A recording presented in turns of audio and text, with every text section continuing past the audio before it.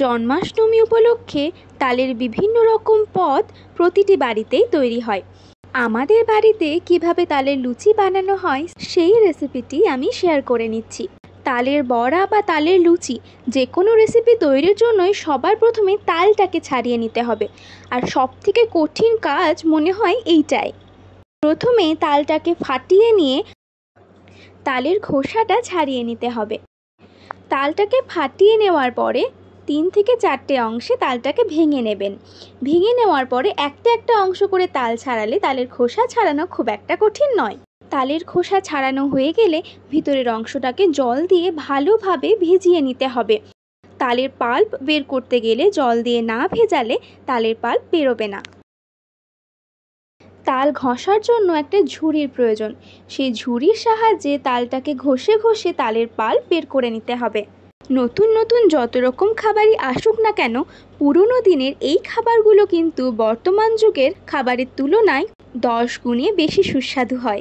তাল ঘষা হয়ে গেলে তালের পাল্পটাকে রেখে দিয়ে একটি পাত্রে ময়দা নিয়ে তার উপরে সামান্য একটু নুন আর 2 থেকে 3 চামচ মতন চিনি, অল্প কালো জিরে, কিছুটা সাদা তেল দিয়ে ভালোভাবে ময়ান দিয়ে নিতে হবে ময়দাটাকে। ময়দায় যত ভালো ময়ান দেওয়া হবে লুচিগুলোও ততটাই ফুলকো হবে, তাই 2 থেকে 3 মিনিট ধরে ময়দাটাকে ভালোভাবে মেখে নিতে হবে। ময়দায় ময়ান দেওয়া হয়ে গেলে এর উপরে অল্প অল্প করে তালের পাল্প দিয়ে ময়দাটাকে ভালোভাবে মেখে নিতে হবে। তাল ঘষার সময় প্রথমেই একটুখানি তালটা টেস্ট করে দেখে নেবেন তালটা তেতো কিনা। তাল তেতো হলে কিন্তু তালের লুচিটাও তেতো হয়ে যাবে। এখানে তালের পাল্প অল্পই ব্যবহার করা হয়েছে, কারণ এরপরে দুধ অ্যাড করা হবে।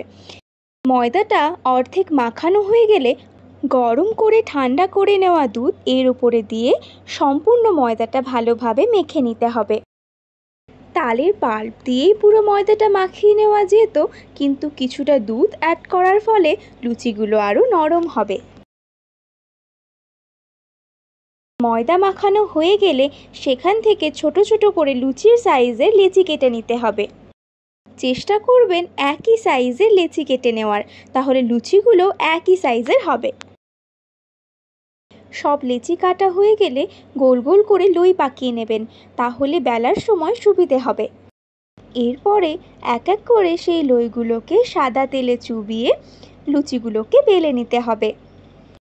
ময়দার লুচি বেলার সময় একটাই সমস্যা হয়, যতই বড় করে লুচি বেলা হোক না কেন সেটা ছোট হয়ে আসে। লুচি বেলতে শুরু করার সময় কড়াইতে তেল গরম করতে বসিয়ে দেবেন। তেল গরম হয়ে গেলে সেই লুচিটাকে গরম তেলে ছেড়ে এপিট ওপিট ভালো করে ভেজে নিলেই ফুলকো ফুলকো তালের লুচি একদম তৈরি। ভিডিওর শুরুতেই বলেছিলাম লুচি বানানোর জন্য ময়ান দেওয়াটা কিন্তু খুব জরুরি। ভালোভাবে ময়ান দেওয়া হলে লুচি অবশ্যই ফুলকো হবে। অবশেষে আমাদের তালের লুচি একদম তৈরি। জন্মাষ্টমী স্পেশাল এই ভিডিওটা আপনাদের কেমন লেগেছে কমেন্টে অবশ্যই জানাবেন।